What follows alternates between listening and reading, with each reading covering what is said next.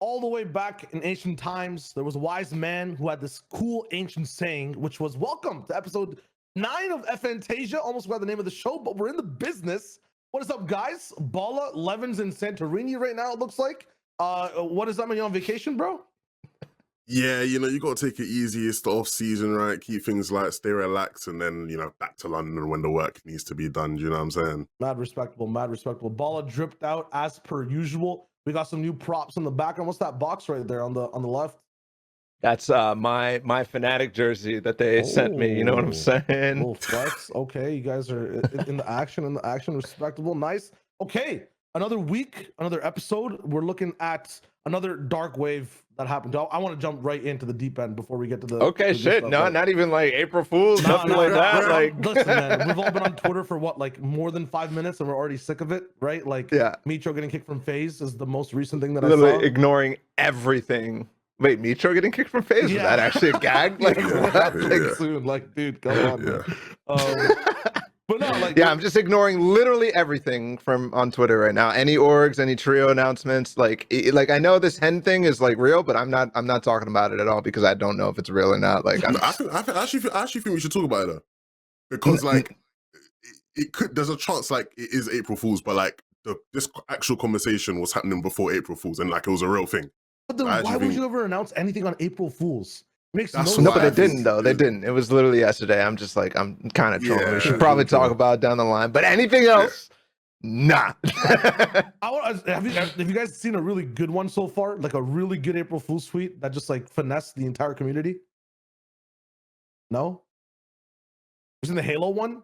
This guy made a fake 343 Industries. I saw like 7 different people seriously retweet that all, respects Halo got delayed. We're chilling. I mean, yeah, there's been some good ones. I was thinking in the Fortnite community. I don't feel like anybody's that funny in this community. Let's jump straight into the deep end of that community. The entire #RIP Fortnite movement that went down a week ago again is now over. So the game died for the 19th time? Silly, man. It's honestly like it's just like I did it this whole like round. I've not even like made a comment on it once because it's like it's so foolish. It's so foolish. Like I was doing like I was in a podcast like last night with some people who are outside the Fortnite community. So they asked me a bunch of questions and they're like, "Oh, so like, what's up with like the like the Fortnite stuff? Is Fortnite dead? Like we always see stuff." I'm like, all those people that you see saying that, so they're fools. They are just fools. At this stage, if we're still doing this whole RIP Fortnite stuff, like insanity, when they're like, doing the same thing and expecting a different outcome. It's like, what's it going to take? Like, do me a favor. Shut up, man. Just RIP Fortnite is one of the dumbest things we have in the community, honestly. I feel like it's like so trivial. Oh, like this one specifically is so trivial. Like, yeah, of course, the primal shotgun and shit was, it's definitely really, really OP. And it's frustrating to play against that. But like in comparison to Max, come on, man. Like the game is the game. We had the drum shotgun, we had the drum gun, the mythic one, we had caddy launcher for Christ's sakes. Like all of this stuff we lived through, and there was not necessarily the same sort of reaction. I don't get why the reaction is here now. But it is, and like Levin said, I fully agree. The one thing I really want to repeat again for the 3rd time, I feel like now, is these sort of things are destructive to your own career in Fortnite and other people's careers in Fortnite, right? You as a player, you as a content creator, you as a viewer who likes to watch Fortnite are just making it worse for you down the line, right? People like, I mean, what, you're on an NBA podcast or something like that, and they're talking like, oh, Fortnite's dead, and like, it's like, again, like just like the ugly from FNTASIA in episode 7 that we talked about with Wrigley, just like that, it gets other people talking. It gets the other esports looking at it and be like, yeah, this is a joke. Like we don't have to, we still just don't have to pay attention to this at all, even though if we did, we'd probably get hooked in and sucked in like every one of us, So it just hurts everybody. So let's stop. Yeah, I mean, I want to look at the history of it, like in terms of how it started. I feel like it was all from Clix's tweet. And then on the fact that you guys are mentioning that, it's not like the mechs, it's not like the sword, so to say. I don't think that you know, in general, or this is going to be a topic in a sense. Let me go to the Arab tweet. Actually, we'll come back to this tweet in a sec. But with the Arab tweet, it has something to do with wagers as well. It's like it's kind of like a toppling domino effect. Like wagers get removed. Substreams got banned a while ago as well. The whole preseason arena thing was the thing we talked about last week, right? And I think it was either episode 6 or way episodes ago with Ronaldo. We were talking about stream snipers, and that still hasn't been fixed at all. When you add all these things up with the new season, right? Like, I'm inside the mind, no pun intended, of like the Fortnite rat man who's like with all these streamers, like on this side, like What? it makes sense as to why this happened, right? Like it was a bunch of events that led to this. It's inevitable, right? So yeah, like, absolutely. I mean, it all makes sense that for the third time or whatever, there is stuff that leads up to this, and it's a negative emotion and a feeling in the community for times. And I get it. And also I would say that there is some fault on the side of the devs, right? Epic for sure, actually, because we know what a drum shotgun will do in the game. You know what I'm saying? We know what a primal shotgun will do in the game. We've done that. We've done stinks. We've done all this stuff. So, and it's not even tuned. In fact, it's like even worse than some of the stuff that we've had in the past. So makes sense. And we've always been asking for this stuff, and we've never really gotten a response. So I get the reaction. I just think that the ways that people are so aggressively against it kind of tilts past the passion point where it's just like you're just being stupid instead of passionate. Yeah, if that makes sense. Like if there was a destination, the highway is just not going to the right place. We're all on the wrong road. And then to segue off of this, the road itself is scuffed. There's potholes and whatnot. If you want to pull up Balla's tweet in response to, like, you know, clicks on the comms that are going on in general, this kind of adds fuel to the fire, right? Like yesterday there was a thread. I'm in the RT gang for that. We were on the Noti gang on the toilet. I saw this happen. Like, you know, I mean, talk to me, Balla. What is this about? Yeah, I know. It's dude, we've been having every time Donald Mustard tweets about something, like he was at like the Super Bowl or something, and people are like, what the fuck? Like you're at the Super Bowl instead of fixing FNTASIA or some shit like that, you know? Yeah. Like it's constant. Clicks has tweeted like literally some vile shit at Donald Mustard before. So he's tweeting here in a, you know, I'm reformed type of manner. And I saw it and I'm like, wow, like this was actually a nice tweet. To somebody I personally don't have that much interactions with, but is a dev for Epic, and whether the relationship there is scarred or not. I just wish that this is an ideal world for Mr. Balla TW here, right? I just wish that this was more common. I wish that Benji was interacting. I wish that Clicks was interacting with some devs that, you know, that are prominent or not, other than like Sundown. Sundown's like the only guy that people are like, oh man, like, you know, that there's well wishes for, and it's not just constant spam. But obviously Sundown's a little bit more active in the community, and he's a caster and whatnot, so it's slightly different. But everybody else, it's just remove primal shotgun, your game sucks, like what the fuck are you doing, like blah blah blah blah blah, vile shit. And whether that's, you know, warranted or not, this tweet for me was like, yeah, I wish we saw more of this. Like, beautiful view, like, hope you're having fun, like just some natural shit that proves that Epic not that proves, but that humanizes Epic in a way. I don't even think, like, you know, I mean, Love, did you have a take on it too, or? I would like to see that more, because I am always a fan of, you know, forward facing sort of whether that be executives, developers, like I hate to have to reference this, but like Infamous, right? Like he's talking to someone, I don't know who, but he's like, oh yeah, like Riot devs, like they'll respond to all your tweets in like a couple of minutes, and like an actual Riot dev like responded to his tweet like, hey man, like, and it's like the reality is like the comp team at Fortnite, they wouldn't be able to do that. They can't at the moment. No, the way the community is, like, they literally couldn't do that. They'd be slated. Like it'd just be awful, right? And being able to have that is only like a good thing, right? And even when you see like criticisms of certain things Riot are doing, I've never really seen it directly lead to certain individuals on their social medias being abused completely. Like I'm sure they'll get a couple of silly DMs, everyone does, but you know, in Fortnite, there just needs to be a shift, and I appreciate if, you know, we can sort of start to try and push towards that, because in general, it's just like a life thing. Like, why just be a dickhead? Like, why? When you could just be nice, you know what I mean? So, have these guys ever been nice yet in their lives? You got to remember, these are like 13, 14-year-old, you know, mega shit posters in a sense. Like, to certain people. I've seen some of the most toxic people in the community be nice when it comes to Amar. Obviously, he's a content creator in the community, but like people know how to act when it comes down to certain people, right? It's a culture that's been built up in the community where people feel like, oh, we just got to be against Epic. Like, they don't do anything for us. Like, I don't, you know what I mean? It's a thing where, you know, people who are known as these toxic whatevers, they know how to act when it comes to certain people. You know what I mean? When you're replying to a Bala tweet, you don't, some people that are mad, they'll come correct. You know what I'm saying? We should all just come correct. That's just how it should be. You know what I mean? So I don't know if you've seen my anything Fortnite related recently. Nowadays, pull the tweet back up, Robbie, and scroll down. Scroll down a little bit. Nowadays it's different though, because I feel like obviously for certain reasons, there's been a bit of a shift there. But I'm saying like back in the day, you know, do FNCS times, you know, you tweet something and it was almost the flipping scriptures, you know, Bala TW chapter 4 verse 3, like, you know what I mean? Obviously things have sort of changed now, but like it was like that. It was like that at a certain point. So, you know, people know how to act when it comes to certain people. And I think even Sundown, like Sundown sort of pushed through it, because Sundown did sort of get that in the past, right? But like, yeah.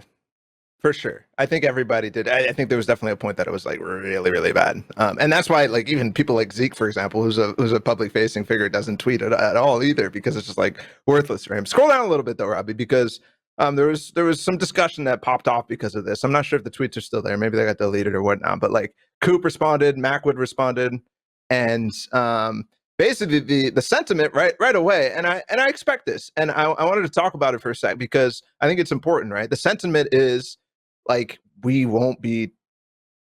of course we're not going to do this because they have never treated us with any sort of respect either, right? I don't, let's see, is there actually a tweet here? I think they might have deleted, bro. There was Macwood and Coop literally responding, and they're basically saying that exact thing. Like, we've been treated like shit, so why would we respond in a way? Yeah, there you go. So I'm basically like, yeah, I don't know. Maybe they don't talk to us because we're toxic to them, and I say we as a very broad general like community thing, right? Because it's not Coop. Like Coop, I haven't seen be crazy. Chilling, yeah. You know, it's not. Well, Macwood and sometimes has been a little bit overboard, but most of the time it's reactionary stuff. Most of the time it is reactionary stuff. But there has been the sentiment where it's like it's. They don't care about us. They don't show respect. They haven't learned to treat the comp community or the community in general in a way that deserves us talking to them with respect, right? And I think that we have a responsibility to always try to be better, no matter what, right? So just because one side isn't doing what you expect them to do doesn't mean that you should treat them with no respect, you know? But at the same time, the stuff that we have had to go through as a comp community has been kind of, in a sense, has made the comp community a little bit more toxic than other places, right? Because they've had to go through the sword. They've had to go through the brutes. They've had to go through the caddy launcher and so many things that it feels like Epic has never come out and said, yeah, well, except for the sword. That was like the one time I remember them being like, yeah, we fucked up. For the brute, it was like, nah. I don't go ahead. Like, in terms of the sword, I know everyone's like, yeah, you know, that was the one time they were like, oh, you know, our bad.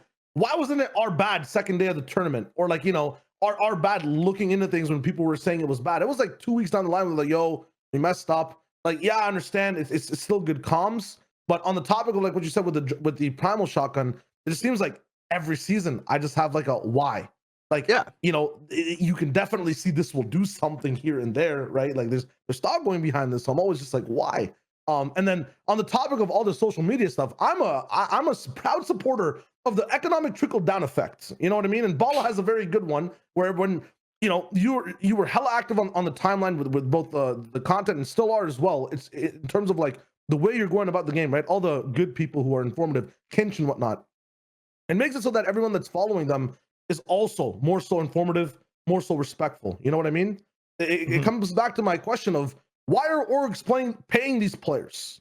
How can clicks get a tweet out like this when, like, you know, what are organizations with adults doing in the background, letting players tweet this, knowing the impacts that happen on the game? and sometimes supporting, you know, the type of toxic meme culture with some of the memes I see on the main channel. You know what I mean? Like of their social medias. My thing is just like, if you nip it at the very top and people, as you guys are saying, are trying to be better examples, won't everyone follow in that sense? Especially when it's also like, Yes. you know, the younger players. The, Like the that reason type of why trickle down, Donald yeah. Mustard gets tweets like he does, I'm not even going to repeat the stuff that happens, is because Clicks has done that. It is because other people who they look up to and are role models to these little kids have done. And then they're like, oh, I can do it. I'm going to go post it on every single time he does it. You know, that is literally the reason why some of that stuff happens. I think my point, though, was that the game in general has harnessed and always let this kind of behavior be normal in a sense, where not only is the stuff that is actually happening for the game causing people to react in a bad way, but also there is no positive reinforcement for the good stuff and no negative reinforcement for the bad stuff that comes around. And I think that is on people like me, for example, Epic, other big people in the scene, basically everybody. I think this is a failure on all parts, but I do put a significant amount of it on some of the decisions that have been made with the game specifically and the comp seems specifically. Does that make sense? Yeah. Oh, definitely. Yeah. I don't know though. I feel obviously we're not. Well, I'm not saying we're not, but it's hard to think we're gonna get that sort of like ever really gonna get that sort of sorry in a sense. But I feel like, you know, if you like to like look at sort of trends and whatnot, just based on how in recent times we've had more sort of communication from the comp team, whether we've liked the reasoning and explanations they've given or not, we've had more of it. That to me is a clear sign that they obviously, during that, because we had like a long stretch of time where it was literally like nothing, like we knew nothing, Yes. we were told nothing, whatever. They saw, it's clearly that they've seen that and they reacted to it in a manner that when you look at it overall outside of things, it's positive, right? Because they've started to change in a sense. Obviously, you got to hope that that sort of trend continues up in that direction. Obviously, you know, if they were to stay at this level and keep it that way, you know, forever, it wouldn't be necessarily favorable. But I like to have a bit of optimism there, where it feels like, you know, optimism for a lot of people has died in a sense recently. Yeah, I think that point specifically is like, I don't know, a major reason why things. A major reason why I was so shook with the recent RIP Fortnite, because to me, they've clearly indicated a willingness to not only adapt to what the community has said in the beginning of a season. The preseason is a new thing. They've implemented this 2-week thing. We have the biggest split in comp versus casual that we've ever had, where casual has a ton of content that is crazy and ridiculous and whatnot. Like I know most of us, probably us specifically, but also our viewers and other comp players, have probably not played in a pub in a long time, where they don't even realize the stuff that's in there, right? Like there's what, a shockwave bow or something like that, which literally can be like multiple people. I know that like Martos got an arena or something like that, but I think it was like mostly a bug, from what I can tell.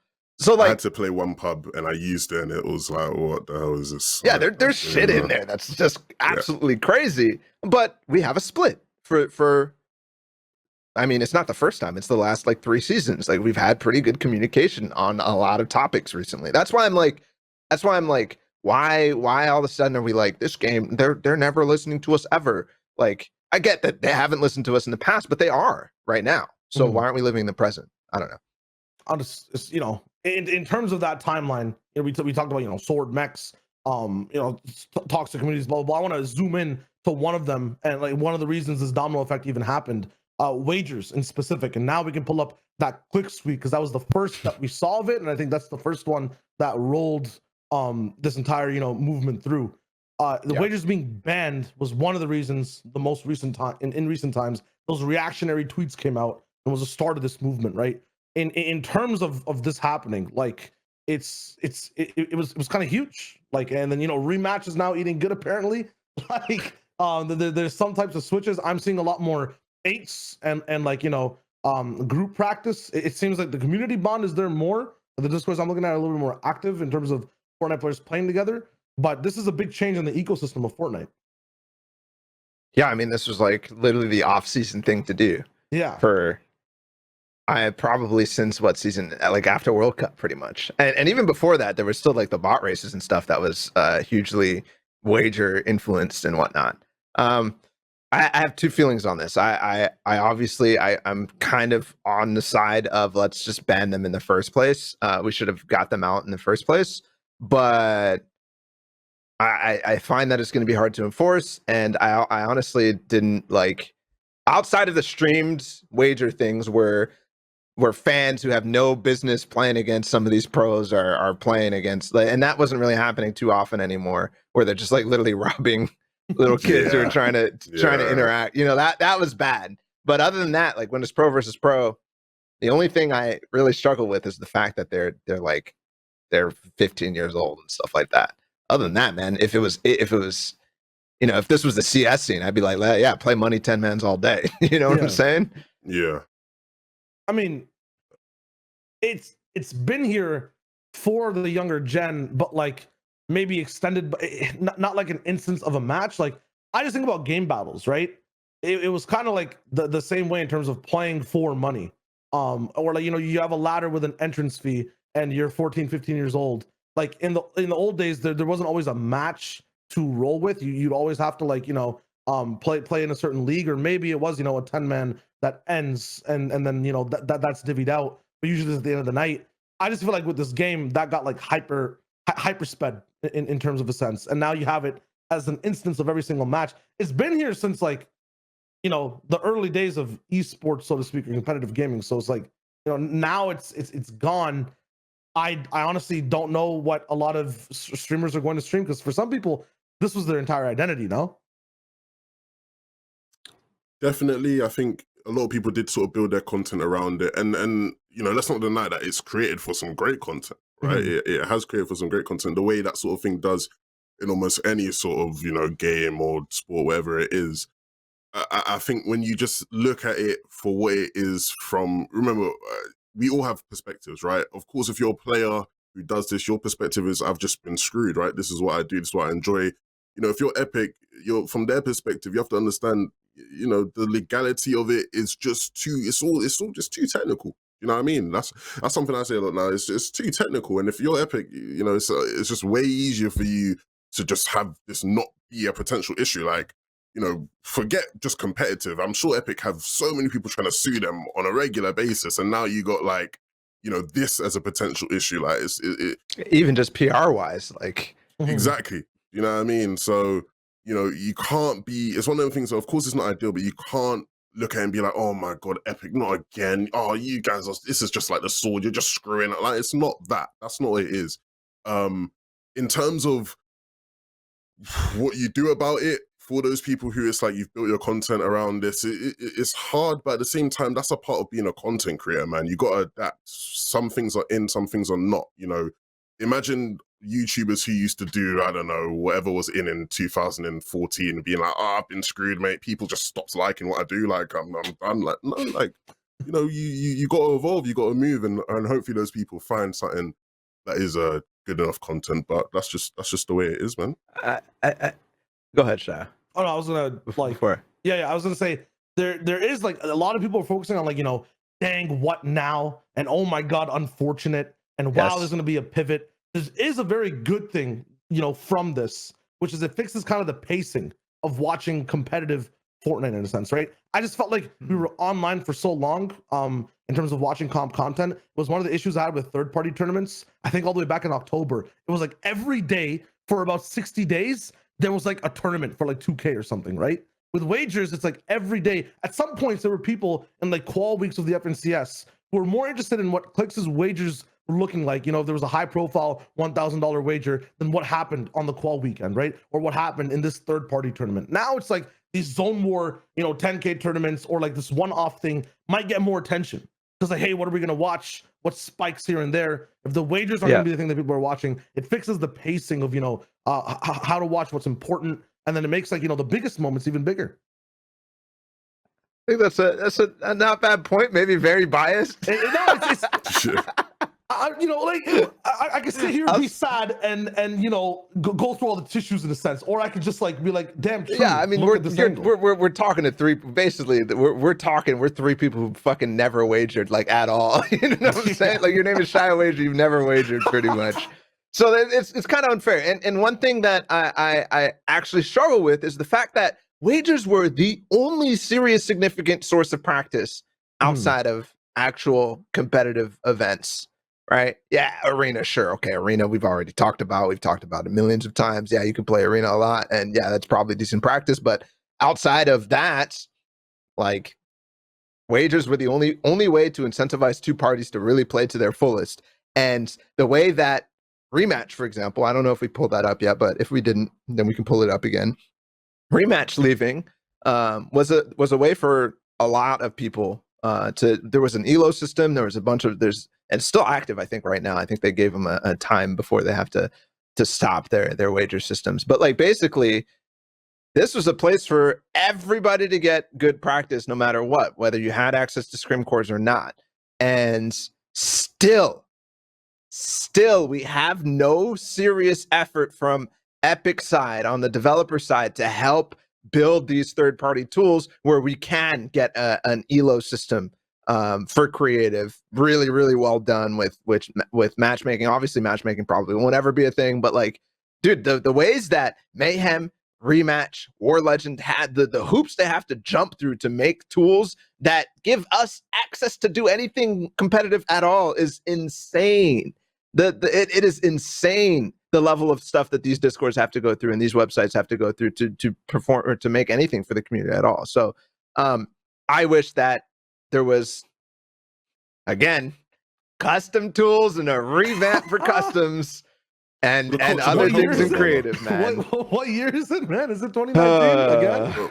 Well, the thing is though, Bala, is that the culture that we have in the game don't help either. Do you know what I'm saying? This is something that I'm sure you sort of have experience with, right? Like, you know, way back in the long time ago days of CS, yeah, like, you know, you got people going to, you know, internet cafes, setting up, you know, LAN tournaments and whatnot. Like, you know, you in other sort of communities, you see when things aren't given, you know, people are passionate about it, people care, and so they put in that effort. And even in Fortnite, we actually did have that. I remember back in the EU days, like hustling with customs, like everybody, you know, we didn't have access to customs, you know, it was like an underground, you know, sort of criminal community. Like, it was. I've heard some shit about customs. Like, it was mad. Because like some community managers had access to them, right? So guys, you got a Spanish community manager, he's gonna give us a few keys. So we gotta make use of these games, like we gotta use it properly. Like, people cared, like people tried. Now it's like, you know what, I'm not. Like, I heard Boop, right, who runs Noble Customs in EU, like, oh my God, we had 5 out of 5 games, you get second zone search. This is a record, like, this is a great day for Noble. I'm thinking, that's sad. Like, the culture that we have, it doesn't help. So even if we had these tools, which I think, and regardless of what I'm saying now, I still think we should have these tools. But even if we had them, still a long way needs to go in terms of just the culture and the approach people take to compared to Fortnite and making these things that are really good without money being used to incentivize people. Yeah, I've fought on that on that hill for a long time, and I to be honest, I still think that it's possible to change the behavior of the community in terms of scrims. I think Boop's doing a very good job at that. Might have to be heavy-handed at times, but yeah, I just think that even like ignore scrims for a second, like. Let's get a 2v2 Zone Wars ladder that actually works and is literally I want to click a button and I can find a team that's similarly skilled within 5 minutes and try to push the top of the ladder or something like that. Like that system only existed on Rematch, as far as I'm aware. Yeah, like, you know, don't forget about Search and Destroy. You got to get some Search and Destroy ladders in the business as well. You know how it goes. If someone ever makes an FNTASIA bingo card, right? Like, Shayo mentioning Search and Destroy has to be one of the things, right? Like, will Shayo mention Search and Destroy in this episode? Brother, what's your obsession with Search and Destroy? Dude, it was a good mode. I was flawless in it, man. I'm not good at too many Let's things. move on. Let's move on. Okay. Like, Jesus. Let's go on. You know, good things to remember as well of recent times. Patch 16.10, the saving grace of the dark ages of recent Fortnite. So we're looking at some mini patch notes. This is kind of nice. It was a nice change. I think we have these sometimes on Reddit, but I don't usually see them on Fortnite Like status. through the creator notes. Yeah. This is kind of sick. So primal shotgun fire rate nerfed, makeshift shotgun adjustments, which is I believe up to 3, and the reload/fire rate's also a little bit buffed. I'd love to know the specifics, if you know what I mean. And then crafting material costs now scale with makeshift rarity. Apparently this wasn't added into the game when it like just dropped live, but it got fixed. Yeah. So I think the change with this is that like now from like to upgrade from green to blue or gray to green, it's like 2 parts and it's 3, 4, and 6. Like you get some insane amounts. And we'll talk about that in a sec because I have issues with that. And then animal bones and mech parts can be added from floor loot, which is also a mini issue. Let's talk about primal shotguns first and foremost, the fire rate. We have Offseason who did a dope side-by-side comparison as to what went down. Looking at things, I think it's about like a 0.25 second maybe nerf on, you know, how these shots get thrown out. It doesn't look that big of a difference. Have things actually changed in terms of, you know, primal fire? I've played a little bit. I'm still getting carpookied on by this gun. It's annoying.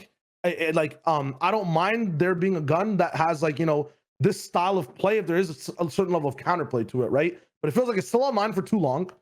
If I, you know, look at it for 2 seconds, all I can think of is that the Grim Reaper, and I'm dead. Like there's nothing I can do. And then like, you know, it's still the primal. I don't see the nerf. Yeah, you're mentioning 0.25. That's too technical for me. Eye test tells me it's the same gun. It's still OP. It still needs more of a nerf. Like, I promise you, yeah, if you had not told me there was a patch, I would have not known they touched it. I would have not known. Like, I just wouldn't have known. So, I mean, I'm actually pretty surprised that this is like even like to me the fact that it was so small of a change, like to the fact that it's unnoticeable by pros, is signaling to me that they're scared to bring it even lower for some reason, right? They want the gun to have still an identity that's away from like the tack, I guess. So like, I mean, but even then, it's so like, different, right? Still, like there's still like a magnitude of difference between the tack and the primal. So I'm very confused. Are they just? Well, I think, is it the drum shotgun vibes that they're scared of? Basically, like making a gun that just no one's gonna pick up. What's the point? Well, I think the way I see it, right, I like looking at the bigger picture, the problem that the pump sort of had, I think, and the problem that I'd assume they sort of had with the pump, in comparison to when we had charges and tacks, was the fact that, you know, at least with charge, tack, and even lever, right, there's like a sort of balanced playing field, whereas a pump is just so like game changing. Like you can turn your game around. Like it is just so much significantly better than the others. And I think with primal, like they're trying to get something that is a shotgun that is sort of on that level where, you know, ultimately you can just win your fight purely because you have that shotgun. And in theory, like they achieved that, right? They reached something that is at the power level of a pump, if not greater.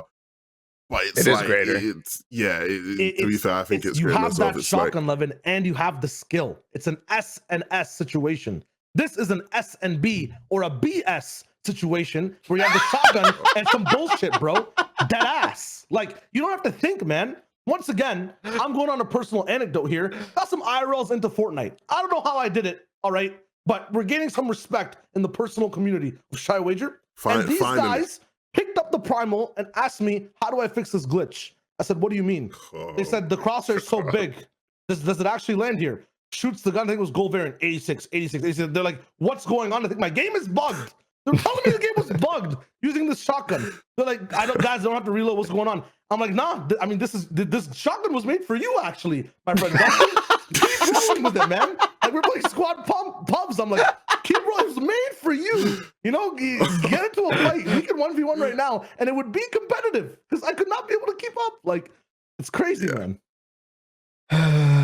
Yeah, I mean, I don't really have much more to say than you two have said. Like, geez, man, you're on fire. Look, it hasn't moved the needle. The gun still needs adjustments.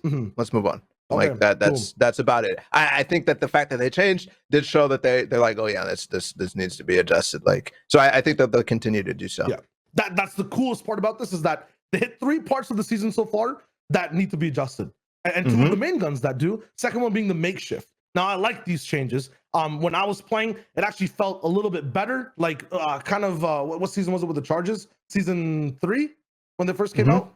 Like, you know, the change from when we got the ammo upgrade. I think it was in that season or the season after. you know, 3 bullets now. We're vibing with it. It feels like I'm not completely running out of steam. Like my character has done some cardiovascular training in these fights.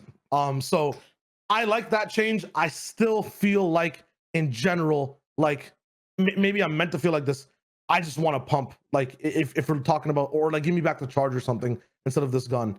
I guess makeshifts are here to stay, right? But you guys have any 100% thoughts? there. Like, I think that the change brings it to better of a point where you're like, oh well, I left my POI with just makeshift weapons, and you know how last time we were like, yeah, that's bad. Like if people are leaving their POIs with makeshift weapons, that's gonna scuff them down the line in end games and stuff. I think it's still probably a little bit of a problem, but I think it just incentivizes you to get better at your early game pathing and whatnot, so that you try as best as you can to not. And it's not the end of the world, I feel like, now with the ammo increase, but it's not even that much. I wish it was like one more step past that where I'd be like, yeah, I'm fine, I'm chilling. well, they went one more step past that with the crafting changes. Unless Levin, you have some stuff to say about the makeshift, you can probably rope it in with this as well. But the crafting changes make it so that even if you leave with a gray or a green, finding, you know, animals around the city near you, or one car even, can change your green from a blue now, because the makeshift rarity to upgrade is lesser.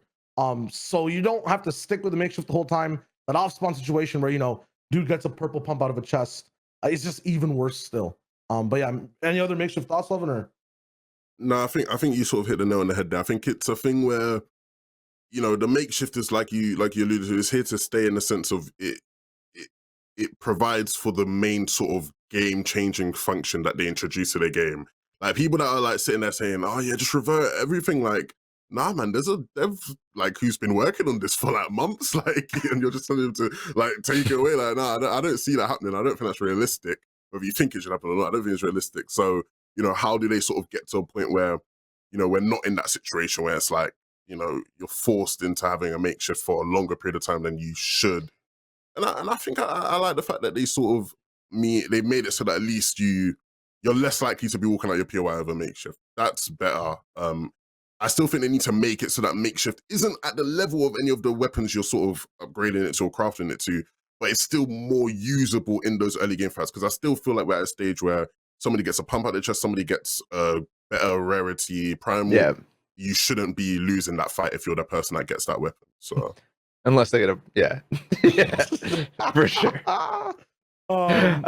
One thing I wanted to touch on, like the crafting changes definitely feels like a little bit too hard to do much with like anymore. Like it feels like you can't get these crazy upgrade sprees anymore, which makes sense. They're definitely trying to scale for some of these other POIs that are really imba, but I feel like maybe the opposite way, instead of trying to like adjust how much they cost, or maybe they should keep that, but also make the rarities and how easy they are to access, like balance both sides together. Because right now I feel like there's not enough parts, and now shit is more expensive as well, that it's just like the best POIs are even better. Yeah, now. bro. Why are we helping the 1% of POIs? Help the working class of Fortnite POIs, man. Like, bro, that's what they did. They added primal shotguns for you. Nah, man. Like, I'm not walking out with my purple pumps. I can't even walk out with a blue AR.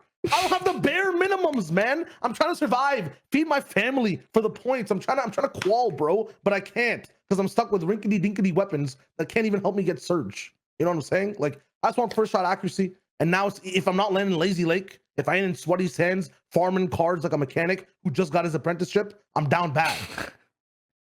How do you guys feel about the bows so far in comp? I've actually found that they're kind of interesting. I'm not gonna lie. Like, I don't think that they're that fun, but I think that it's like, from what I've watched of scrims and some of the tournaments that have gone on, like I've actually liked the choices that people are making between Stinks and Flame and just in general trying to use them for surge tags. Seems like pretty entertaining to me. I don't know how long that's gonna last. Probably not long at all. But yeah, people are actually carrying this shit. Yeah. Is the stink bow still in the game for comp? Yes. Stink bow's not that good. Trust me. It's not that good. It's not that good. It's not. Stink bow's not Yeah. shit. I like the role that bows are currently filling in the game, like you sort of alluded to. as the season evolves, how does that change? I don't know. I don't know if it stays the same. But from what I've seen, yeah, I sort of like it, right? Like if you like, there's some people who are generally just cracked with it, right? And like they'll carry it, they can get surge with it, whatever. Like it is pretty cool. It is pretty cool in that sense. It feels better than snipers, like because yeah. okay, yeah, we don't even have to talk about that, I guess. Yeah, don't even touch snipers. Yeah, keep the snipers out the game. Thank you. When they were removed, I think like people like just the obvious like visual thing was like, oh, sniper's gone, but bow's here, so like we carry a bow right instead of a sniper now. That makes sense. I think that's like sort of the role that it was looking to fill, and I think it has filled it, but not like filled it to the point where it's like snipers. I don't think snipers in its current when it state last season were great. So I think it's nice where they're at. Like I actually like where they're at. So yeah, I'm liking it because like you have secret techs and personal techs that are in terms of how you're using that weapon pop up around the map. Also cool thing that I saw is that there's an exact amount, and this is kind of off topic but on topic in terms of loot pool. There's 3 nades you can get on the map, even in arena.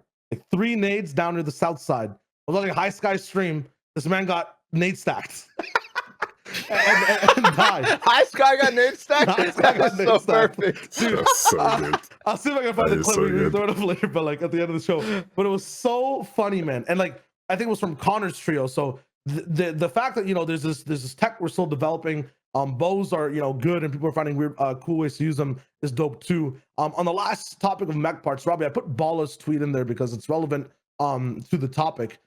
It's sick the potential this has to really change the way the game's played, especially with we're talking about helping the 1%. Like you're landing at lazy. It's an advantage on looting. You should have an advantage on loot as well from your gameplay. You should be able to change your story in terms of what you're hunting for, right? Which could be players as well. So SIPHON giving mech parts. Baller, you're talking about mobility being put in the game, and that's the way you could craft that mobility as well, only through the elims. Like this is a dope idea. Yeah, I think this is all like I've always had this idea where there's always these guys who watch competitive Fortnite. Probably a significant portion of like Epic thinks of this as well in terms of like there's so many people alive. It's so hard to watch. It's so laggy because there's so many people alive. And then there's the other guys, the Daquan's watchers. They're like, these guys are just camping in boxes. They're just like, what are they doing? And I think fundamentally the ways that people have understood that issue in general, right? The performance and how many people are alive, and like in general, like people camping, right? The ways that people have understood that issue has been fundamentally wrong. The reason why people have to play the way that they do is because going for kills, going for elims is risky. Pro players are never going to do well, except if you're Metro and you live in the EU. But like it's so risky. We've seen this forever. No matter how high you make those points worth, if there's placement points, people are going to be trying to get the placement points and the elim points together, right? Maximize the value rather than just being like, I'm going to risk it all and go for elim points right now. Like you can't make that a non-risky situation that is worth it. SIPHON kind of helped, right? Where we got some recovery after fights to make the risk slightly less, but there never was like that added outside of like early skirmish days where there was such a skill difference between like Vivid and some of the people he was fighting. There was nobody like W King. Well, there is always instances of this, like Zexor W King for rifts and stuff like that as well. We're trying to find a grappler. But that is always like a non-guaranteed situation. So not everybody is comfortable doing that because people have different risk tolerances in the first place. So I've always been like, why don't we make it so that when you get kills, you get mobility, you get a guaranteed launch pad or something like that. And I feel like the crafting situation has actually made it perfect for a place, right? The idea is going for a kill makes it more possible for you to win a game. It makes it more likely for you to win a game, whether that's weapon upgrade or getting mobility, just guaranteed. I get a kill, I am more likely to win the game now because I have a launch pad. So that's the idea. Yeah, and then this helps Levin's idea previously of, comp players taking the game more seriously on both attack and defense. People start to be more aware in scrims. Like, Levin, if this type of ecosystem, starts to get developed just in terms of competitive play, it'd be a lot easier for players to take things seriously, no? Yeah, and because for one, you'd eliminate a lot of the whole, these guys, why are these guys fighting? It's so dumb. You wouldn't get that because people would be like, no, we have a real reason for fighting. We want to get mechanical parts, we need whatever it is. Also, I think, Bala, you sort of hit it there where you kind of mentioned a lot of people who are like coaches or who like really study the game and like have like philosophies on the game.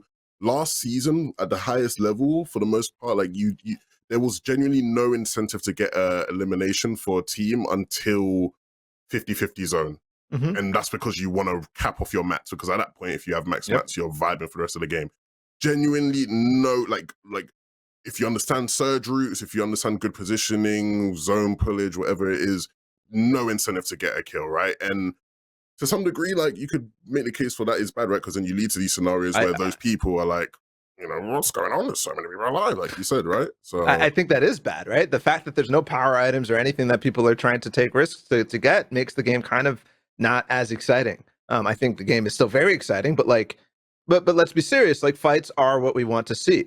Also, the fact that literally like the power items on the map are all spread out and you have no clue where you're going to get them. So whenever you do take an engagement, it's like, well, this guy could have an RPG. He could have whatever I need to win the game, But it's in reality, it's like there's only one dude on the map with the thing.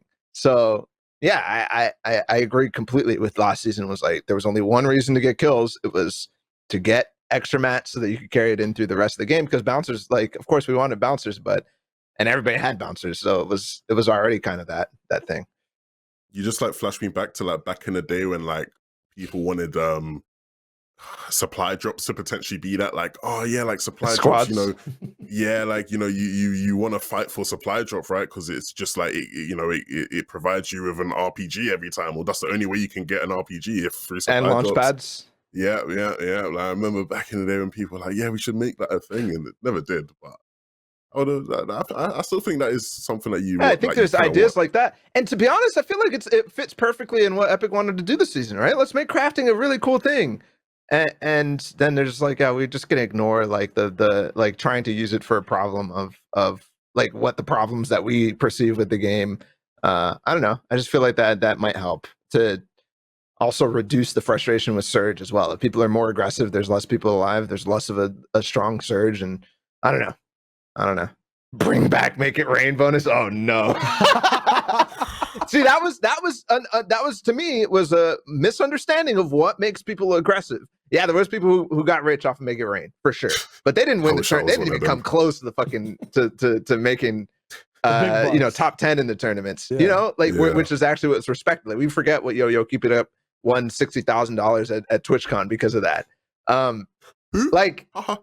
Yeah, exactly. Come on, bro. Bro, like, who? I don't know. That was like they were like trying to get people to fight for money when the real incentive for playing a tournament is to win the tournament, right? And if you're trying to go for this money, then you're not winning the tournament. It's like making two different win conditions, and nobody cares about this one win condition. Well, they did because it was actually kind of exciting and fun to watch, but also because it's like, oh, there's this new thing. Like, let's forget about the tournament right now. There's so many instances of that, by the way. Anyways, it felt like illegal chicken fighting like inside the game. Like there's like Zayt in his towered box and like someone else like smoking cigars, looking at each other like yes, yes, very good. And like they look down, just like in their high-rise seats, watching two teams fight it out for like minimal money. But yeah. Dude, when playing in those grand finals, you heard the air horns go on, and then everybody's like, "Oh shit!" You just start hearing nades go off, boom, boom. You're like, "Oh Madness. fuck, hide, bro." Oh, when you look up at Tilted, it's like Nick and Aiden just up in the fucking air. Like, okay, anyways. Big Bonus was different because Big Bonus actually made you win the tournament. In what sense? Right? Because, bro, you got so many points. It was like, it was one of those points where it's like elims were just way more valued if you could get there, right?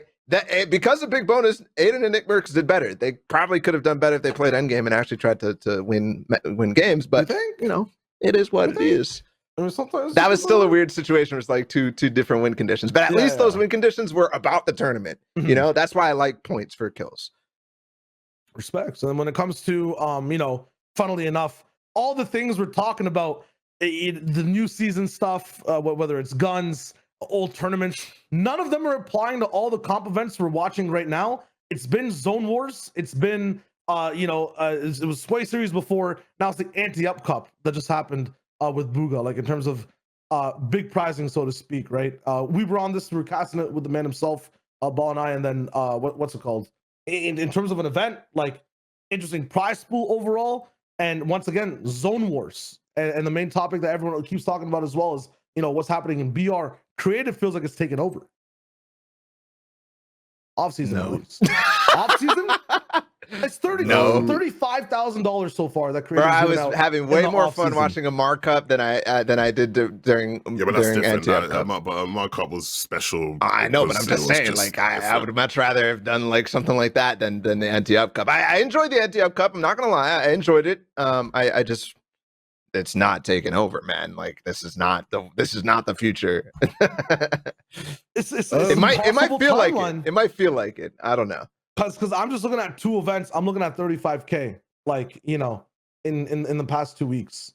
And then there was the entire, like, I don't know. I feel like even with wagers gone, like, this is the one place that people are not going to be able to watch all this stuff happened. The reason I wanted to bring this up too is just the prize pool in general, right? I feel like it was a very interesting take on how prize pools could work. If you want to pull up the next tweet, world record was achieved in this event for Twitch rivals from the big man Lazar P and Zypha. People walking away with like $0 entirely. You know, like, we were talking about this on the day. It's interesting that, like, you know, your work in a sense can achieve you your prize rather than just like your overall placement on the board. Like, every single game. Isn't that your work? I don't know. I didn't feel like there was. I'm sorry. I didn't feel like there's anything different with this tournament. Lazar P and Zypha, they played bad. They get no pricing. Like, what is different about this? I don't get it. I don't know. It's like the fact that there's a mini battle royale going on with your money. Sounds like a horrible idea. Don't get me wrong. In terms of like, what the heck? I don't understand what is happening. Like, I just had a good game, and now if I die in this next game, my prizing's taken away. I just had a picture of like my money in my head just fighting each other. Like, I don't know what the fuck is happening with this analogy. No, as in like, you know, like your money is like one of your HP bars, so to speak. Like seriously. And you get. It's not even an analysis. Maybe I'm just thinking wrong. The way you're saying it, that just sounds like any other tournament. You do good at one game, next game you do bad, so now you don't make money. That's how tournaments work. That's how every tournament works. Okay. I get what he's saying, bro. It was here, Shad. Like, literally just say it's poker. Like, they were playing poker, like, essentially, just with no choices. That's how it was. Yeah. That's how it was. Like, and sure, it was cool. Here's where I draw the line though with my gimmicks in tournaments. Okay, is the gimmick something that the community is going to get excited about? Yes? Okay, run with the gimmick. If the gimmick is something that most people are going to be like, what? What's poker? Oh, I don't know what this is. Then it's probably completely useless. I would have rather just played for prizing, to be honest. Mm-hmm. Okay. Because dude, we sat there trying to understand it before the cast, and it was still struggle city. And then we tried to explain it to people, and everybody's just like, I don't know what's going on. It's just Zone Wars tournament. Like, I'm just gonna ignore half the thing. Like, you know what I'm saying? I know it's respectable. There was much difficulty. I've never said so many numbers in my life in a row, so it makes sense, and you shouldn't have to. Agreed. Let's go to serious shit then. Solary Cup results. I want to just move before we past. move on from the Ante Up Cup. Yeah, I'm sorry if you want to move right past. There's a thing that had been happening with rivals, especially when it comes to these creative tournaments. They're always using some weird maps, bro. Like, that was the big problem with the tournament, was that they were using maps and they ended up being bugged or whatever, and so they couldn't run them, and then they only ran with one of them. But even the other maps, like, we tried them out, they were like using they had shockwaves and stuff. Like, I wish that they would just run with the normal creative, like, stuff that we're used to. Like, respect the community and respect, like, what they play. You know, just play with a normal 2v2 map or a regular Zone Wars that goes straight and is the same, and you know. Like, I feel like that's been a problem a lot for every creative tournament that's not run by like a content creator, you know, by Sway or an org, right? Where they just like talk to their players and they're like, hey, what should we do for this Zone Wars tournament? You know, like, why don't we just have a bracket of 2v2s? Like, I think that'd been lit for a Bugha Cup, especially when it's like hella comp players. Like the Nick 830 thing was like, you know, it's different. It has content creators. It's like fun for them to experiment with new things, and like that's how it is. So sure, fine, leave that. But when it's just pro players, you know what I'm saying? You have the opportunity. You should take it, and then agreed. Solary Cup though, this is where Levin's gonna have to carry a majority of what's been going down. Levin, you get to watch a little bit of the end of the cup, right? Yeah, so this is my sort of thing right now with E, and this is what's keeping me sane. And I'll bet you there's a lot of people who are probably doing similar to me. At this stage in the season for EU, leading up to FNCS,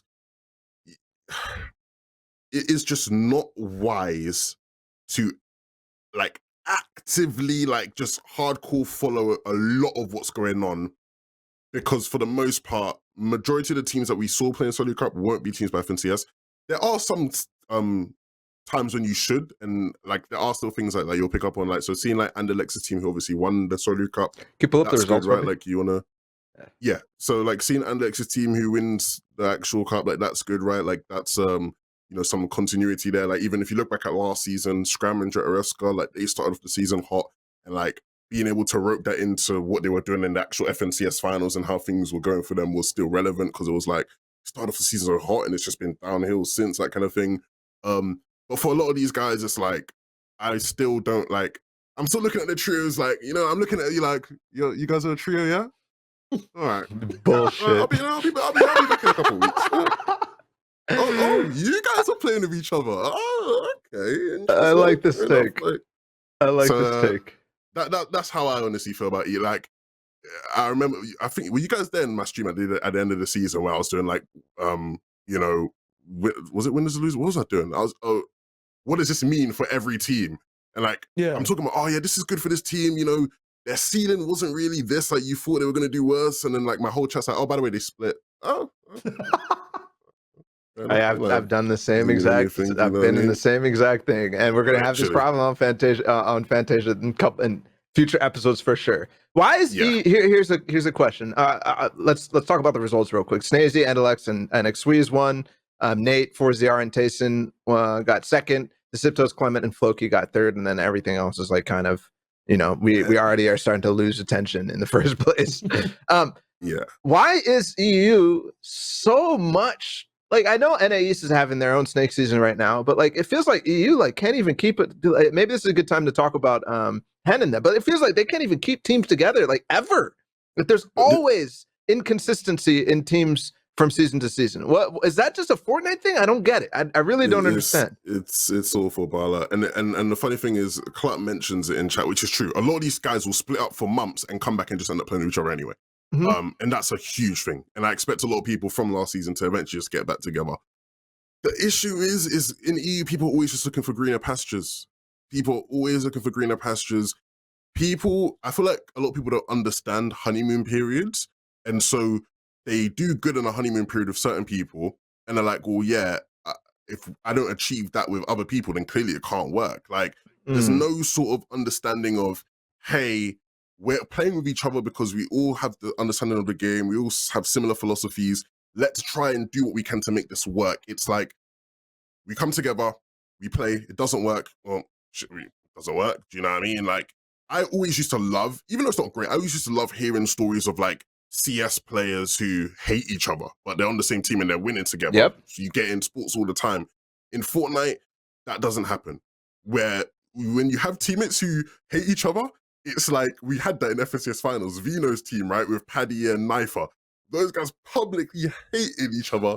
And it's like, yeah, so everyone knows, no matter what the result is in FNCS finals today, soon as it's done, we are splitting. It's over. Do you know what I mean? And that's always been a thing, right? Look at World Cup. Aqua and Notes literally split after winning World Cup, and I still think they should have split, but it's like, it's just always been a thing in EU where it's like, you know, I'm looking for greener pastures. I'm not willing, even if we're winning, I'm not willing to put myself through the hardships of trying to make this work. I just want to be in a scenario where I'm going to win, and it feels fun. It feels easy to me. Do you know what I mean? That's how EU is, it seems. I think, go ahead. I don't know if you have a point on this, but like, basically, like, I feel like this is actually an issue in all of Fortnite.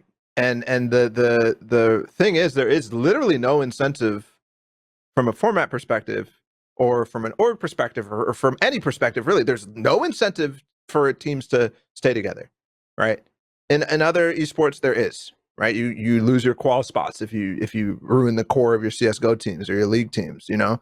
You are getting paid by an org to play for their org in other esports like Overwatch and stuff like that. So literally you can't leave in certain situations. With this, there's never that. that's why I like well, now there's kind of this idea of, yeah, top 3 make it to grands, but we still don't even have information on that. I think I think they said there's going to be more information soon about FNCS and stuff like that, but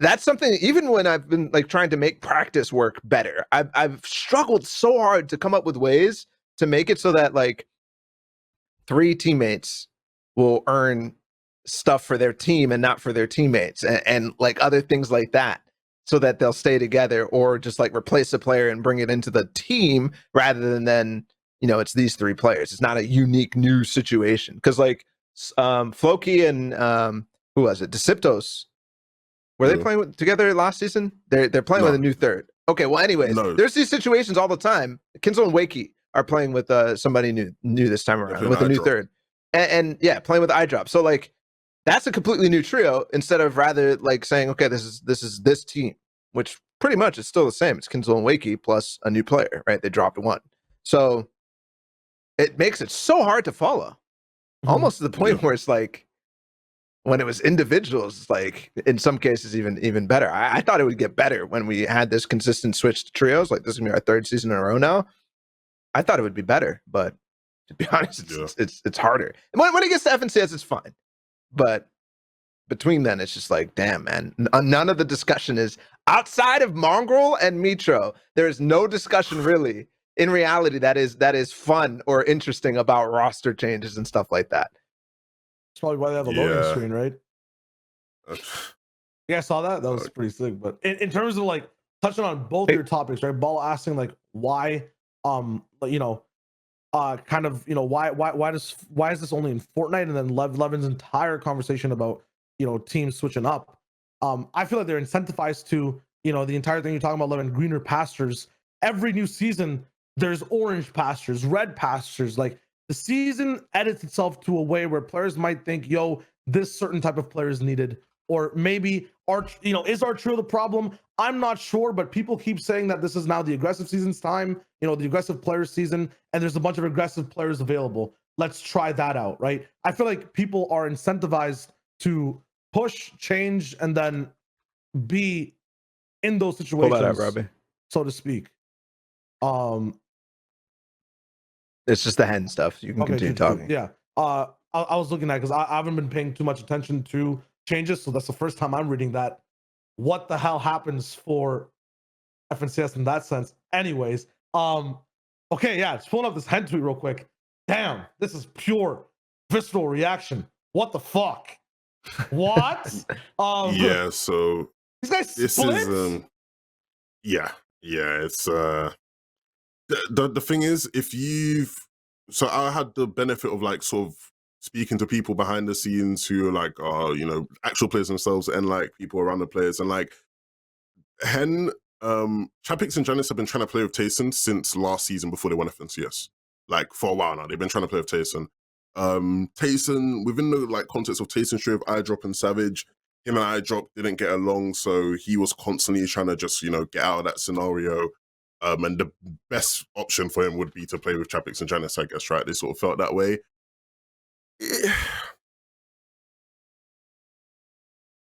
Obviously, we're thinking of like FNCS. What does this mean? Like, the actual champions, we've literally given you a free pass to FNCS finals, and you're still not sticking together. Like, holy! It's like, not like they're a bad team, but they're gonna fall apart too. They're gonna do well in FNCS finals, no matter what practice situations they get. Like, they're just gonna do well. It's a good ass team. Like, people are saying it's April Fool's. It is April 1st. But this was like already rumored beforehand, and at 11, you already have some insight here too. So we know for sure it's not April Fool's. If it is, fuck us. But fuck it. I don't give a shit. The only reason I'm giving this time is because I genuinely don't think it is, because of how much I've heard about this from before. So I genuinely don't think this is April Fool's. Hold up. I need to just, can we pull the Fortnite tracker for the last EU FNCS? You know what I'm saying? What more do you want from a I don't like what? I'm sorry. This is the first 5 minutes I've seen. Let's what is the rumor of the team that's formed out of this, right? It's Jannisz, Chapix, and Tayson. Oh, okay. I don't care. They won. They're the best. Like, statistically speaking, they're the best team. They got first place. Like, I don't get it. I fail to understand. The other team that's forming out of this, I believe, is Nate, 4ZR, and Hen. Understand a little bit in terms of what's going down, but at the same time, it's like I just don't like. I think no, both me and Levin, everyone had a chance to watch these guys perform. They performed very well throughout every time they got to play. Like they didn't in any tournament they played last season. They didn't do less than top 5 in any tournament. Cash Cup, FNTS Week, FNTS. It wasn't even just that, man. The style of play they had was just so sick. Like the way these guys were playing was just pull up the Fortnite results for Hen. I'm linking it to you right now, Robbie. Here you go. Pull this up and just look. Like, dude, I get it now, Levin. Like in terms of you saying, players hate each other, stay on the same. Like, dude, this is crazy. This is crazy right now. So out of all these, the Logitech G was a solo cup, first in grand finals, of course. Then there's solo cup, and then there's then there's fifth in a cash cup, which honestly I don't even sure if that's with them. Okay, it was fifth in a cash cup, and then third in their heat, first in a cash cup, like first in another cash cup, first in week 1. Like these guys are two in another cash cup. Like it just doesn't stop. As soon as this trio formed, they were just godlike the entire time. And honestly, especially in that first week, man, one of the only teams that really, really, really, truly impressed me with how not only they were playing, but mentality-wise, their opinion, their attitudes towards playing in these weeks when they knew that they weren't going to be able to play in future weeks because of how well they played. Like all of that, I was just like, this trio is like. They're founded in some really, really nice fundamentals, basically. And I thought they were going to do well, and they did. They won. They're fucking grand finalists. Not quitting, splitting. April Fool. Tweet here. All right, hold up. Do you guys want to jump into the matrix of conspiracy real quick? I'll put on my conspiracy wrapper, okay? I'm putting on my... Hold up. Let me... Okay. I got my conspiracy wrapper on my shirt, okay? I was thinking that there's this entire situation of top 3 can't play next finals, right? I suppose, yeah, you win the FNCS. It is what it is.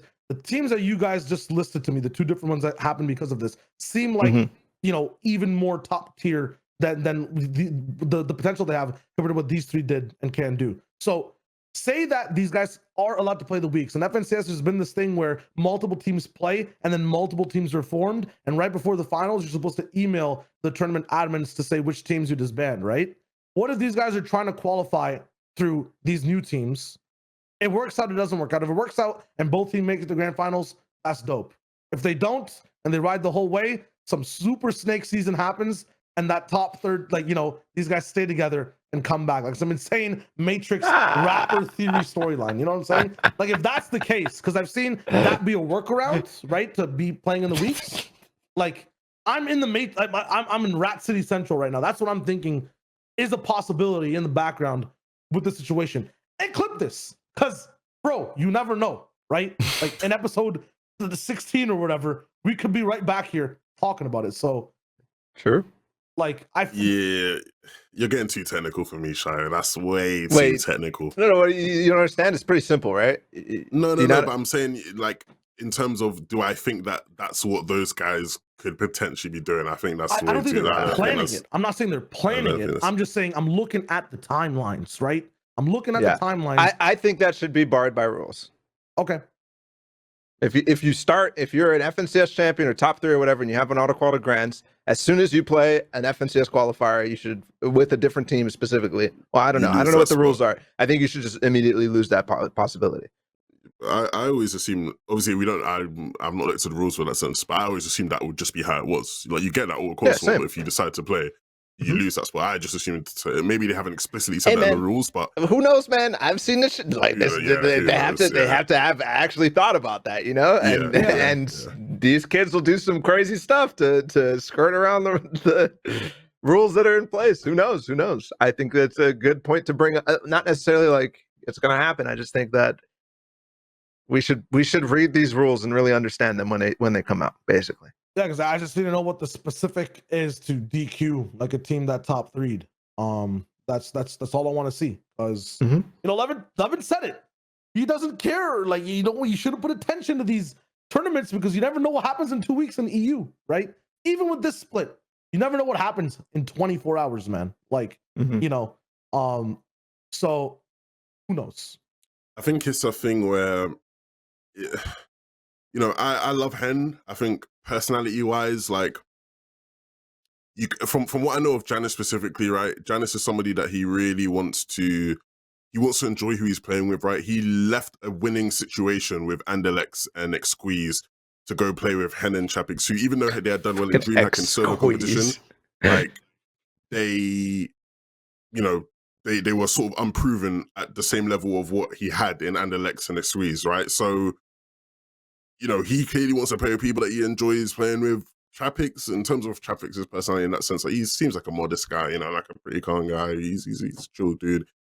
Hen can probably be like a lot. Like I can see a world where they he just pisses them off, right? Like Hen pisses me off all the time, but I love him. That's just Hen, you know what I mean? So, and I also think you sort of combine that with Tayson leaving his scenario, regardless of what I've had so many arguments with people about, like Tayson specifically.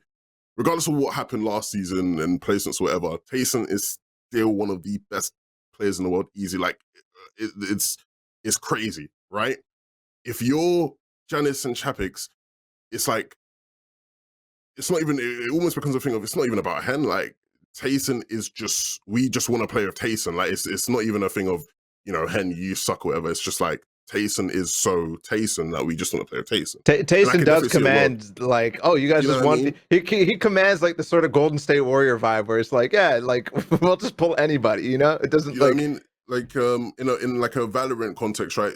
100 Thieves saying we just had to get Ethan because we can't allow someone with that much CS experience to come into the game and join somebody else. Like you can't let Tayson just waddle onto another potential top team that's going to rival you. Like if you have the chance to play with him, you're going to do it. I can definitely see a world where that is just. I can see a world where if this was like an org contracted team, where they would have made this move. So yes, in that sense, it makes a lot of sense.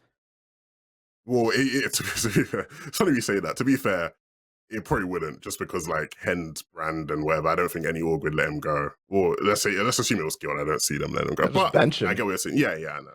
I get what you're trying to say. How does this play out? Do I think Hen stays with Nate and FNTASIA? I don't know. I wouldn't put my money on that. Do I think Tayson, Chapix, and Jannisz, you know, do equally as good, if not better? Reality is yes. Who wins? Who wins in this situation? Which trio? Tayson, Chapix, and Jannisz win. Okay. That's just it. They win that scenario, but it's because their ceiling, right? Like I've been talking about ceilings a lot. Their ceiling with Hen was FNTS champs, and they've accomplished that. Like nothing changed. Like nothing changes. Like their floor with Tayson is sort of like their ceiling, their floor, it stays the same. Like it's just they probably just enjoy playing with Tayson more. Like and like it links back to what I was just saying earlier. Like these Fortnite players, they don't want to deal with the rough shit. They just want to think. They just want things to be an easier ride, and I think they probably see that with Tayson. So. Respect. I mean, if they end up winning, then you know, there's just it's gonna make a lot of sense. I'm wondering if you guys have one of those trios is definitely top 5, maybe both. In terms of FNTASIA, has he just not even made like $2,000? FNTASIA right? was so unfortunate. Yeah, bro. but Like both situations. Come on, man. Come on. You're trying to get all of France to just fuck listen, you up, bro. Like, we love France. We love France. We love French. We love the French. I can't Je parle français. Je vous aime. Je vous aime. You guys have plane tickets? You guys have your boat stamps? Because we're going across the sea to NA Elite Cup number 3, jumping in the front seat. This time with Faze, $25,000 tournament. Wow, with Nissan USA. Thank you, Nissan. What is this? What is it? This is not your ad for the FaZe Clan tournament. I think I'm for practice server. I'm practicing. Like, come on, bro. No, but this ain't your ad time. What's it called? This is a tournament that's happening that I'm slightly disappointed by. I'm just gonna be outright to say, in terms of having the Elite Cup tag on it, because once again, Elite Cup to me in my heart was that sick international thing that they had in 1 and a little bit of 2. And I believe this one's fully NA from what I'm seeing so far in terms of people rolling in. Yeah. But I'm being honest with it. I just, you know, I've been preaching this lane, and I'm gonna stay in my lane and hold down to the opinion that it's always like there's this dope opportunity to have events, and they just feel like other events with a new sponsor. You know what I mean? I'm hyped for this. It's sick. 25K. You know what I mean? Like that's huge in terms of that might be one of the biggest pools we've seen for, you know, the BR custom tournaments.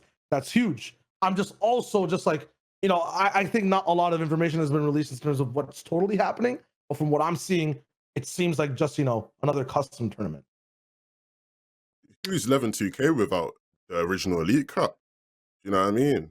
Like, that's one of my most iconic moments, like for my personal brand. You know what I mean? Still sexy, like good looking. Okay. In the business, you know what I'm saying? Like, it's off podcast, bro. Like, oh, my bad. you know what I'm saying? You need to get a boat to go across the sea with this shit. This sexual tension. Like, god damn. Yeah, the kiss I give Shia, first land back. Oh. Kiss a homie. Kiss a homie. Oh no. No, but like, you know, yeah. I am slightly frustrated that we're getting this in. Okay, I'm excited. I'm fucking excited. Okay, but I'm slightly frustrated that once again another third-party tournament is like a less than a week notice type beat. Like, can we get hype about this? Can they give us some time to get hype about it? There is a caveat. The last time that this was actually announced, it was a 3-week to 1 month hype. But unfortunately, the bye week for the FNTASIA Intel got Cup. removed. Is that what you're saying? No. This cup, what's it called? This might be like whatever, man. Like I might be leaking. Are you leaking? I might be leaking, man. It was supposed to run during the bye week, right? And I'm not even sure if it was announced. Like, it is what it is, but unfortunately, there was a big plan that was going through that had really good plans for this overall, right? Unfortunately, the bye week was not possible to happen. And so this is like, you know, a little bit of catch up is being played in a sense. Well, even more reason for this to be announced like 3 weeks ago then. Like, hello? If this was already planned. I think it's just in terms of like locking stuff in, no? Like sometimes that gets complicated, right? Timelines and whatnot. So especially with sponsors involved, like a big one like Nissan. I get it. I'm just expressing my frustration about the scene, bro. I feel you, like, bro. I feel you. Huge love to Faze, huge love to Nissan, huge love to Practice Server, because this is gonna be dope. I also think that they're doing a fantastic job promoting. Like, they've sent graphics to all the teams where they have their team names on and shit, and they can tweet it out in a way that like they can be like, I'm dropping here for the Faze Cup, and it's a week ahead of time. Like, everybody now knows there's a Faze Cup going on, right? Like, everybody who follows on Twitter, I wish that there was promotion on other avenues on that aspect. And I assume that there'll be a week of hype for it, so that's pretty cool. I'm hoping that there's something interesting in format wise, but I highly doubt it, and I wouldn't be mad if there wasn't. But yeah, cool tournament. Ready. My only grievance is exactly what Shio referenced in the beginning, where it's like, why don't we still, when it comes to like that branding of Elite Cup, why don't we still do the whole EU players playing thing? Like, Cash Cups have proved EU players don't have a problem playing NA. They don't. So why don't we just chuck a bunch of like sick EU players in there as well? Can I propose something? Yeah. What's up?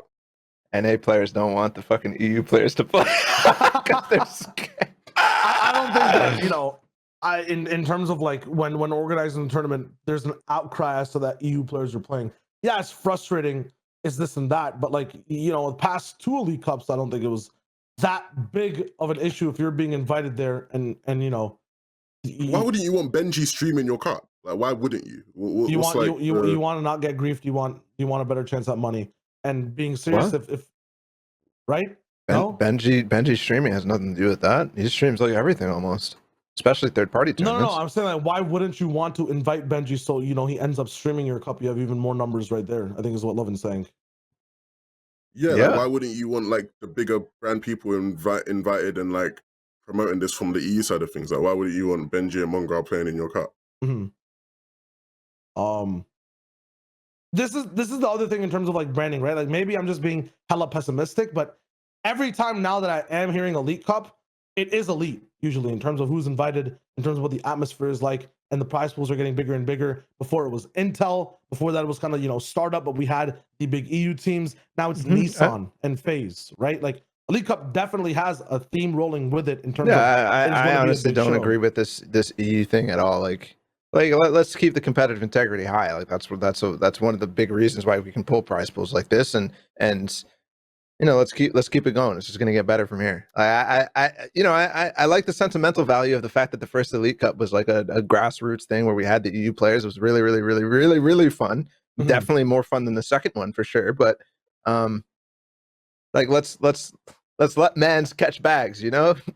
Yeah, that's not an issue. That's not what my issue is. I think you guys you're missing my point, but I'm just saying, like, outside of fair enough. Outside of the Elite Cup, then why don't we still have more of that? Like where we have these events where people are doing these third-party hosted events with actual productions, actual whatever, in the same sort of theme of that initial Elite Cup, where you have a bunch of sick E players who you can sort of guarantee won't troll in the way you might think they would in a cash cup where people just WQ or whatever. Because in order to in order to garner any sort of money, you have to prove something works, and practice server's done that, and nobody else has done that.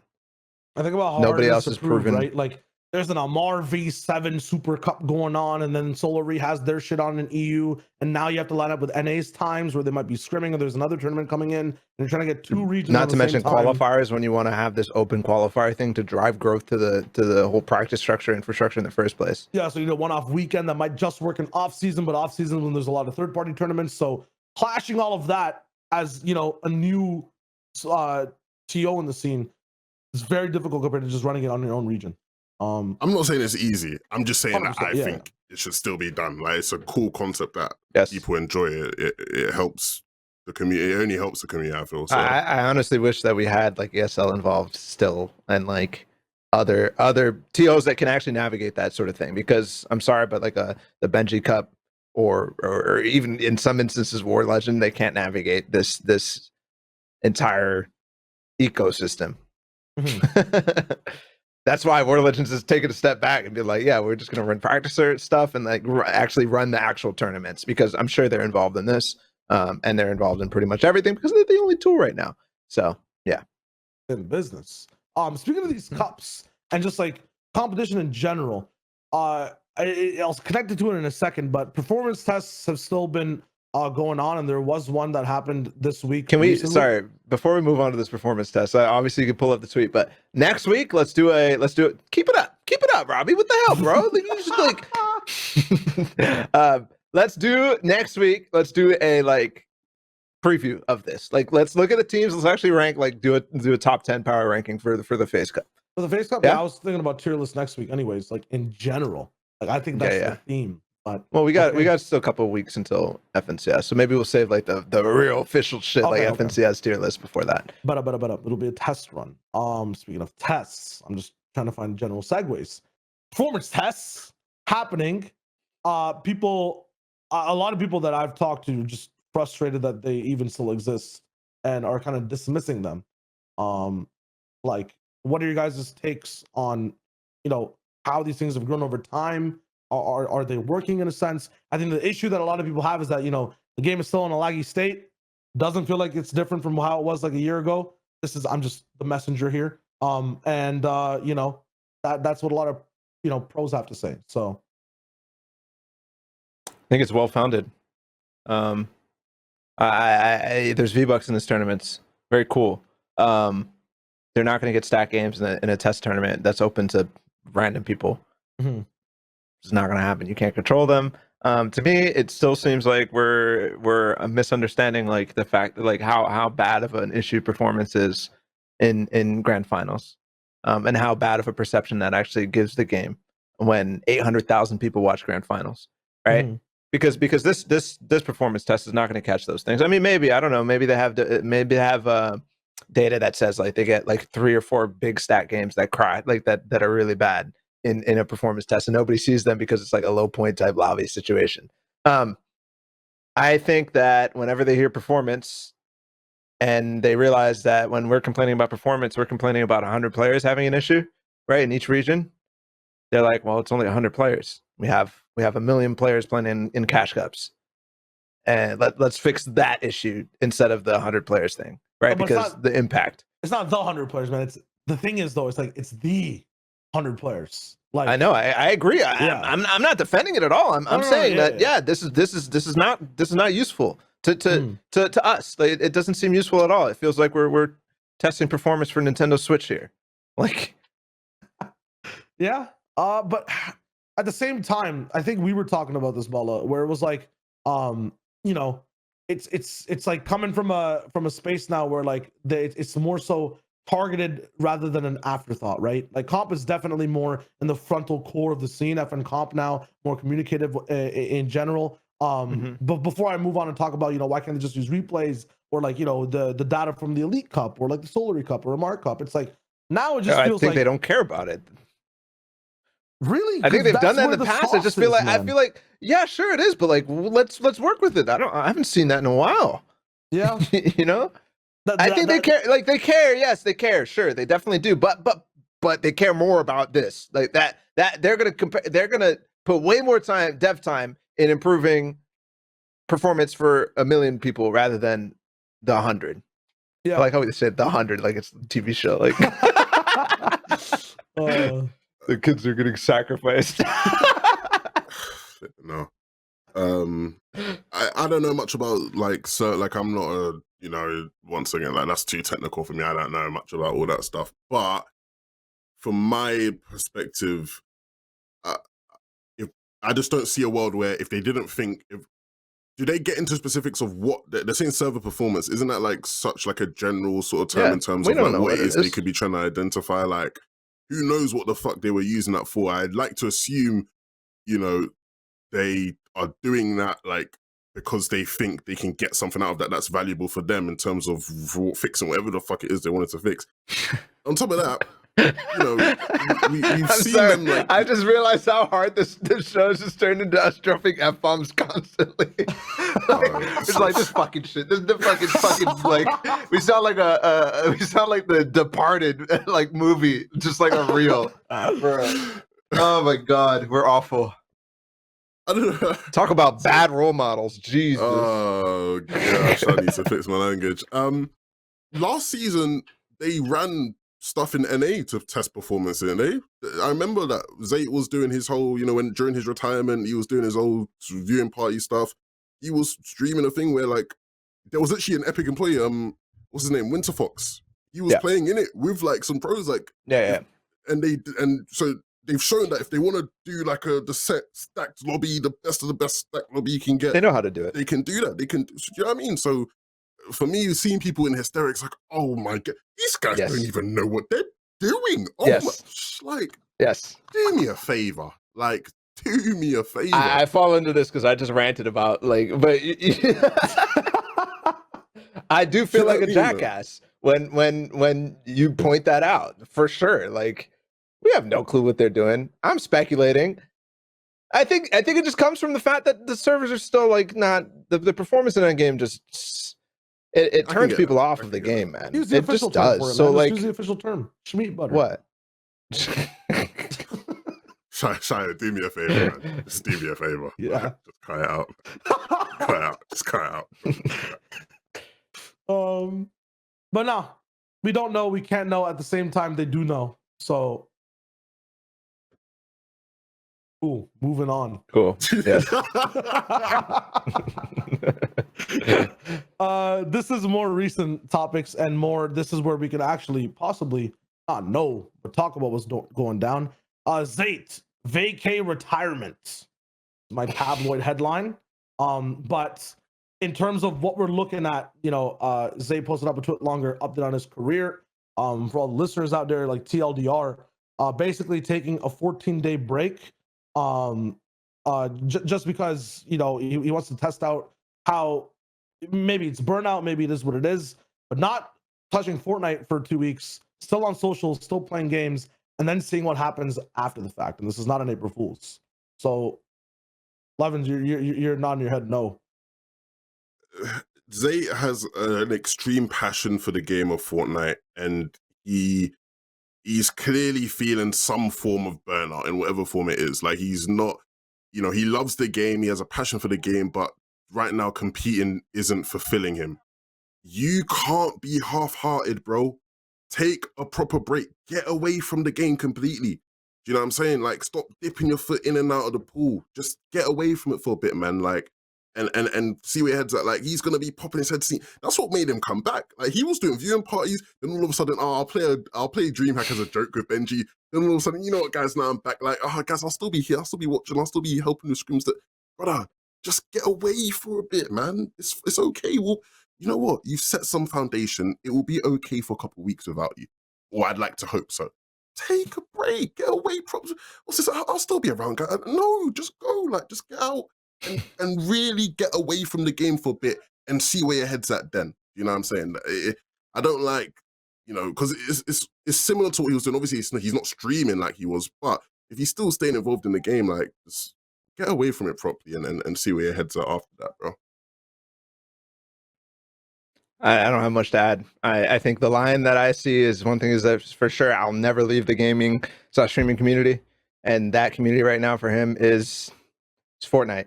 Yeah, he's starting to win. He's won tournaments in other games. He just won Twitch Rivals Valorant. He won the Aim God tournament. I remember that as well, yeah. So for sure he's going to be around. I agree with Levin. Like take a real break. We'll see you for next season. Like, let's be serious here. If not, then we're gonna be in a situation. Well, like even honestly, if you're still feeling burnout by the time the season starts, like take a break off the season. Like Aqua's done it. Sure, there's mitigating circumstances there with his hand, but like go for it. Like it's still gonna be here if you want to come back.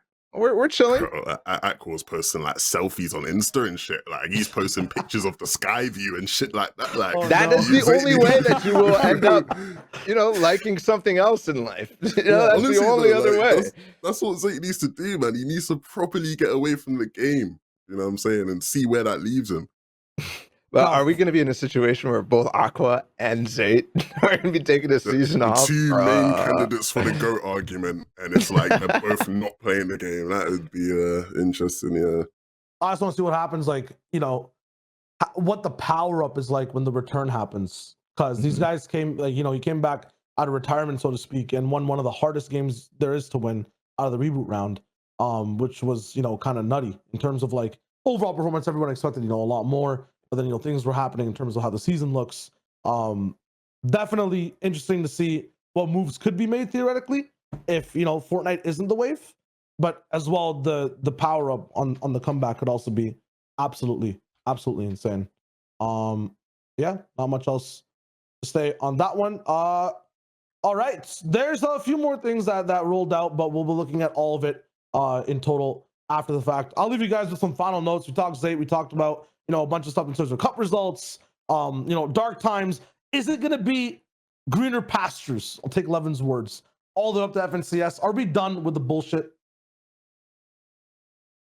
Never done with the bullshit, bro. Never done with the bullshit. That's what it is, bro. You gotta live with it. New bullshit arises, and you just take it as it comes. You roll the punches, but you know, we love it. That's what. What's it if we don't have the bullshit? What's it all been about? Yeah, you know what I mean, what's it all been about? So yeah, I love it. Cool, Balla. Yeah, we are. We'll eventually get to the point where it's like FNCS is rolling, and we're like, okay, let's talk about the teams and stuff like that. Like this is where we're at. I mean, we're already kind of getting into that groove with some of the tournaments coming up, and yeah, we'll make it. We'll make it. It's all good. Sure, the bullshit is great sometimes, but you know, sometimes I'm also sick of it. Yeah. All right, well, dope. If you guys want to catch this episode, we'll be up on YouTube, Spotify, Podbean, Apple, Pear, Banana, Guava, whatever the hell they're coming out with, man. I'm trying to give shout outs to the smaller, you know, platforms so people can up the fruit game. True. But yeah, I'll leave you guys with this one cool fact. If you are in, then you're never out. Have a good one, guys. That's episode 9. Peace.